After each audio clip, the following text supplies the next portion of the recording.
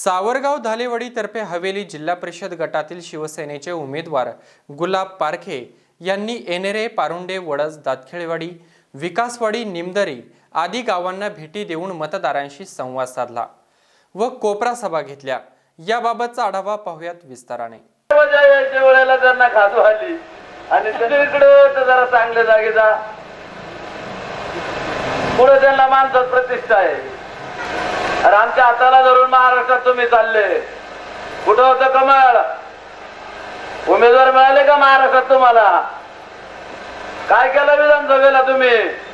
40 उसने घेतले, राष्ट्रवादीचे उसने घेतले 40, आणि मग त्यांना तिकीट दिलं। एका रात्रीत खर्च साबण वापरला। अरे अट्टल घोटाळेबाज अख्ख्या महाराष्ट्राचं त्यांनी वाटोळं केलं। ते एका रात्रीत यांनी कोणत्या गंगेचं पाणी आणलं, कोणता साबण वापरला आणि त्यांना निर्मळ केलं आणि परत आमच्या कमळ हातात कमळ देऊन तुमच्या समोर उभं केलं। गुंड पुंड चोर तिकडे घातल्यावर खंडानी घात होते, तिकडे घातल्यावरती घोटाळे करीत होते, इकडे आले होते काय करणार आहे? महाराष्ट्रात ही कर्जमाफीची घोषणा झाली पाहिजे, अन्यथा तुमचा पाठिंबा काढून घेऊ।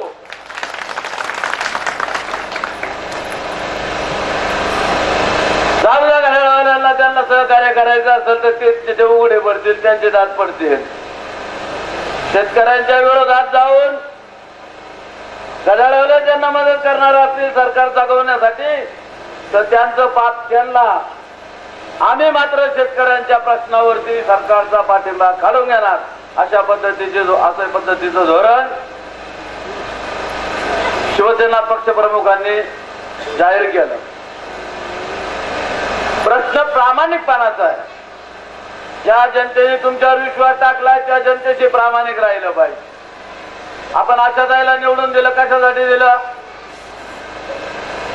विधानसभेत माणूस पाठवायचा कायदे करण्यासाठी, धोरण ठरवण्यासाठी। जिल्हा परिषदेमध्ये माणूस पाठवायचा आहे आणि आरोग्य, शिक्षण, पाणी, महिला विकास, बाल कल्याण, युवक कल्याण, शेती विकास या संदर्भामध्ये त्यांनी काम केलं पाहिजे, ही जिल्हा परिषदेच्या सदस्याकडून अपेक्षा असते। हाताबाया पडायला तिकडे जायची गरज नाही, हाताबाया पडण्यासाठी लोकप्रतिनिधी व्हायची गरज नाही। त्यांनी मंदिरात बसावं, मस्त भजन करावं, लोक तुमच्या पाया पडतील। पंढरीच्या लोकांना आई अभिमान, पाया पडायचे नाही एकमेका, लोक तुमच्या पाया पडतील, तुम्ही त्यांच्या पाया पडा। हे देवळात बसून करता येण्याजोगे, त्याच्यासाठी महाराष्ट्राची विधानसभा आणि पुणे जिल्हा परिषदेचं सभागृह नाही।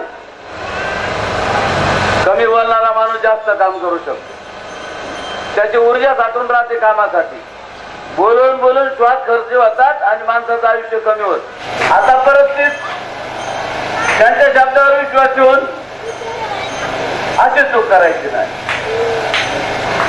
त्यांना उमेदवार सगळ्या ठिकाणी पंचायत समिती ताब्यात घ्यायची। अरे बाबा, 7 मतदारसंघात कमीत कमी 14 उमेदवार तो उभे करा। 25 वर्षांनी दुकान उघडलं, अरे धक्क्याला 2 महिने लागतील दुकान उघडायला, साफ करायला, पण ही रेशन तर 15 दिवस। पुरवान समिती बिना खोऱ्यामध्ये 75 टेबल लावायला पुरवान समिती मजुरीने घ्यावी लागते। नमस्कार मतदार बंधू आणि भगिनी, मी ललिता उमेश चव्हाण सावरगाव गणातून शिवसेनेकडनं पंचायत समिती उमेदवार आहे। आज इथे एवढे एनेरकर उपस्थित आहे। 3 उमेदवार या गावात असतानाही आमच्या पाठीशी हा एनेरकरांचा पाठिंबा आहे, त्याबद्दल या एनेरकरांचे प्रथम आभार मानतो। मी इतरांसारखं खोटं बोलणार नाही की मला निवडून द्या, मी ही कामे करेल, मी ती कामे करेल, कारण ते मला कृतीतून दाखवायला आवडेल। परंतु जाता जाता एक आश्वासन नक्की देईल की निवडून आल्यानंतर या मातीची व माणसांची केव्हाही बेईमान होणार नाही, एवढंच बोलते व थांबते। प्रिय मतदार बंधू आणि भगिनींनो, सर्वांना माझा नमस्कार। जय महाराष्ट्र। जिल्हा परिषद व पंचायत समितीच्या निवडणुका मतदानाची तारीख 21 फेब्रुवारी 2017 या दिवशी शिवसेना 912 बटन दाबून पंचायत समिती व जिल्हा परिषद उमेदवारांना बहुमताने विजयी करा ही नम्र विनंती। अरे कापल्या आमच्या नसा तरी उधळण होईल भगव्या रक्ताची, अरे कापल्या आमच्या नसा तरी उधळण होईल भगव्या रक्ताची। हाताची आणि फाडली आमची छाती तरी मूर्ती दिसेल फक्त छत्रपती शिवाजी महाराजांची. तुकड्या तुकड्यात विभागलेल्या आणि जाती धर्मात दुभंगलेल्या महाराष्ट्राच्या अस्मिता जागवण्याचं काम ज्यांनी केलं त्या छत्रपती शिवाजी महाराजांना या ठिकाणी मानाचा मुजरा करतो. हिंदू हृदय सम्राट सरसेनापती बाळासाहेब ठाकरे यांना मानवंदना. आदरणीय पक्षप्रमुख उद्धवजी ठाकरे साहेब, युवासेना प्रमुख आदित्यजी ठाकरे साहेब, व्यासपीठावरील सर्व सन्माननीय मान्यवर. आणि मी नेहमी म्हणत असतो, माणूस हा नावाने नाही तर कृतीने वाघ असतो. शिवसेनेच्या सर्व वाघांनो, सिंहाच्या जबड्यात घालून हात मोजणे दात आमची, सिंहाच्या जबड्यात घालून हात मोजणे दात, मराठा जात आमची, पहा चाळून पाने आमच्या इतिहासाची. इतिहासाची पानं चाळून पाहण्याची गरज का निर्माण झाली? इतिहास खऱ्या अर्थानं जागवण्याची गरज का निर्माण झाली? तर मित्रांनो, रांझाचा पाटील ज्याने एका छोट्याशा मुलीवर बलात्कार केला होता तो रांझाचा पाटील आज आपल्या समाजामध्ये नाहीये. परंतु रांझाच्या पाटलापेक्षा देखील नालायक प्रवृत्तीची माणसं, राजरोसपणे आमच्या आया बहिणींची छेड काढणारी माणसं आज आपल्या समाजामध्ये आहेत. शाहिस्ते खान ज्याप्रमाणे लाल महालामध्ये बसला होता, उठायचं नाव देखील घेत नव्हता, त्याचप्रमाणे विधानसभेच्या लोकसभेच्या पवित्र अशा मंदिरामध्ये भ्रष्ट राजकारणी नेते त्या ठिकाणी खुर्चीला चिकटून बसलेले आहेत. गोरगरीब जनतेचं कल्याण होऊन देत नाही, म्हणून खऱ्या अर्थाने इतिहासाची पानं चाळून पाहण्याची गरज निर्माण झाली आहे. इतिहास पुन्हा एकदा जागवण्याची गरज निर्माण झाली आहे. करतरफ खान, अफजल खान, शाहिस्ते खान यांसारखी आसमानी सुलतानी संकट नाही आहेत, परंतु गोरगरीब जनतेला वेठीस धरून त्यांचं वाटोळं करणारी अजूनही माणसं आपल्या समाजामध्ये आहे. आणि म्हणून खऱ्या अर्थाने इतिहास जागवण्याची गरज या ठिकाणी निर्माण झालेली आहे. मंडळी, छत्रपती शिवाजी महाराज हिंदवी स्वराज्याची स्थापना केली. आपण नेहमी सांगत असतो, नेपोलियन बोनापार्ट, सिकंदर, हिटलर यांना मनीषा होती जग जिंकण्याची, जग काबीज करण्याची, परंतु माझ्या राजानं कधीही जग जिंकण्याची अभिलाषा मनामध्ये बाळगली नाही. तर माझ्या राजाला घडवायचं होतं स्वराज्य, आणि एकदा का स्वराज्य घडवलं तर त्या ठिकाणी निर्माण करायचं होतं सुराज्य. किडापिडा जाऊ दे आणि बळीचं राज्य येऊ दे, माझ्या राज्यातला शेतकरी खऱ्या अर्थानं कधीच उपाशी मेला नाही पाहिजे. माझ्या छत्रपती शिवाजी महाराजांच्या काळामध्ये एकाही शेतकऱ्यानं कधीच आत्महत्या केली नाही, असं माझं राज्य होतं छत्रपती शिवाजी महाराजांचं.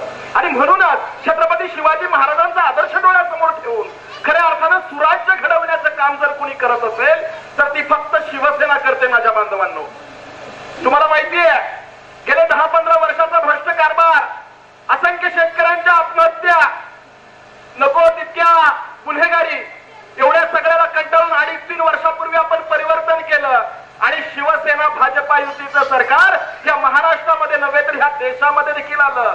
पण काय झालं? शेतकरी सुखी झाला का? शेतकऱ्यांच्या आत्महत्या थांबल्या का? या सर्व प्रश्नांची नाईलाजास्तव आम्हाला उत्तर द्यावी लागतात.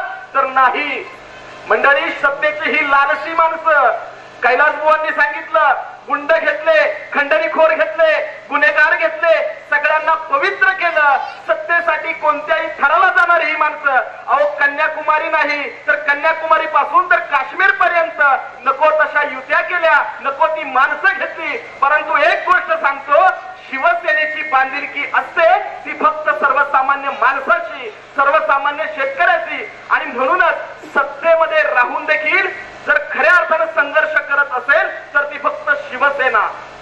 उद्धव साहेबांनी जाहीर केलं, माझा शेतकरी पिचलेला आहे, जर शेतकऱ्यांची कर्जमाफी झाली नाही तर सत्ता काही चाटायची. एका क्षणामध्ये आमचे सगळे मंत्री राजीनामे देतील आणि सत्तेमधून आम्ही बाहेर पडू.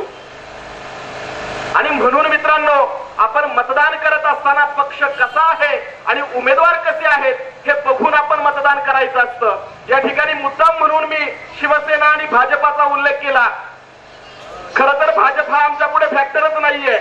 आम्ही विजयाची गणित करत असताना भाजपला जमेला धरलेलंच नाहीये. ज्यावेळेस भाजपाने देशामध्ये प्रचार सुरू केला त्यावेळेस त्यांनी काँग्रेस मुक्त भारताचं स्वप्न पाहिलं. आम्ही भाजप मुक्त जुन्नरचं स्वप्न पाहणारच नाही. त्याचं कारण असं आहे, या जुन्नर तालुक्यामध्ये आम्ही भाजप जन्मालाच येऊन देणार नाही. अहो, फितूर झाले लाखो तरी झुंज आम्ही देणार, फितूर झाले लाखो तरी झुंज आम्ही देणार आणि सर्वसामान्य शिवसैनिकांच्या ताकदीवर या जुन्नर तालुक्याचा विकास करणार. मंडळी, साधारणतः 17-18 वर्षापूर्वी आशाताई बुचके गावाला आल्या. त्या ठिकाणी कार्यकर्त्यांना भेटल्या, गोरगरीब जनतेच्या घरामध्ये गेल्या. हात दिला, आवाज दिला, सगळी शिवसेना पूर्ण ताकदीनिशी उभी राहिली. नंतरच्या काळामध्ये खासदार साहेब आले आणि खऱ्या अर्थानं मित्रांनो गोरगरीब जनतेचा विकास करण्याचं काम ह्या माणसांनी केलं. घराघरामध्ये गेले, दारादारामध्ये गेले, सर्वसामान्य जनतेच्या मनामध्ये, सर्वसामान्य जनतेच्या हृदयामध्ये एक आदराचं स्थान कुणी निर्माण केलं असेल तर ते शिवसेनेनं केलेलं आहे. खरं तर पाहायला गेलं तर खासदार ही आमच्यासाठी अतिशय महागडी गोष्ट होती. आम्हाला खासदार कधी पाहायला भेटलेच नाही हो. दादा आले आणि दादा आल्यानंतर खासदार कसा असावा हे आम्हाला कळलं. दादांच्या घरामध्ये जातो आम्ही, दादा स्वतः गावामध्ये येतात. अहो असा खासदारच आम्ही आजपर्यंत कधी पाहिला नाही. लोकप्रतिनिधी कसा असावा हे आम्हाला दादांकडे पाहून कळालं. आमच्या आशाताई बुचके आरोग्य केंद्रांची कामं असतील, गोरगरीब जनतेला पिठाच्या गिरण्या, मशीन, अपंगांसाठी वस्तू देण्याची कामं असतील, असंख्य कामं केली. पाणी अतिशय महत्वाची गोष्ट मी नेहमी सांगत असतो. औरंगाबादच्या बाजूला एक गाव आहे, त्या ठिकाणाहून रेल्वे जाते आणि ज्यावेळेस क्रॉसिंगवर रेल्वे 2 मिनिटासाठी थांबते त्यावेळेस लोक त्या ठिकाणी धावत पळत येतात, रेल्वेमध्ये चढतात आणि शौचालयामध्ये जे नळ आहेत रेल्वेच्या त्या ठिकाणाहून पाणी घेऊन त्या ठिकाणी जातात स्वतःला पिण्यासाठी. अशी परिस्थिती संबंध महाराष्ट्रामध्ये आहे. परंतु ताईंनी आपल्या मतदारसंघामध्ये माता भगिनींच्या डोक्यावरचा हंडा खाली उतरवण्याचं काम केलं, अनेक पाणी योजना राबवल्या. अशा प्रकारचा विकास हा खऱ्या अर्थानं शिवसेनेच्या माध्यमातून होऊ शकतो. आणि मित्रांनो गेल्या 2 महिन्यापूर्वी आमच्या ताई आजारी पडल्या. विरोधक अतिशय सुखावले, बाई काही परत येत नाही. अहो गोरगरीब जनतेचा जर आशीर्वाद असेल तर स्वर्गाच्या दारामधून देखील व्यक्ती परत येऊ शकते. याचं जिथं जागतं उदाहरण म्हणजे आमच्या आशाताई बुचके. उमेदवारी दिली, पहिल्या स्टार्टला ताईंनी त्यांना 9-10 साड्या घेतल्या. साड्या घेण्यापासून ताईंनी उमेदवार उभा केला, परंतु निवडून आणला आणि हे फक्त शिवसेनेमध्ये होतं. एकदा विश्वास दिला की हात सोडत नाही आणि शेवटपर्यंत काळा दगड उभा केला तरी शेंदूर फासून त्याला उमेदवार निवडून आणण्याची ताकद शिवसेनेमध्ये असते. आणि हे आपण गेली 15 वर्षापासून पाहिले. अरे एवढे मोठे खासदार सांगा, आपण कधी खासदार पाहिले होते का? पण शिवसेनेच्या माध्यमातून खासदार आपल्या दारोदारी येतात, भेटतात, समस्या सर्वांच्या सोडवतात. ही संस्कृती शिवसेनेची आहे. ताईंना सांगितलंय की हा गड तुमच्या वेळेला मतदान झालं त्याच्याही पेक्षा जास्त मतदान आता ह्या उमेदवारांना आम्ही करून दाखवू, तरच तुम्हाला तोंड दाखवू.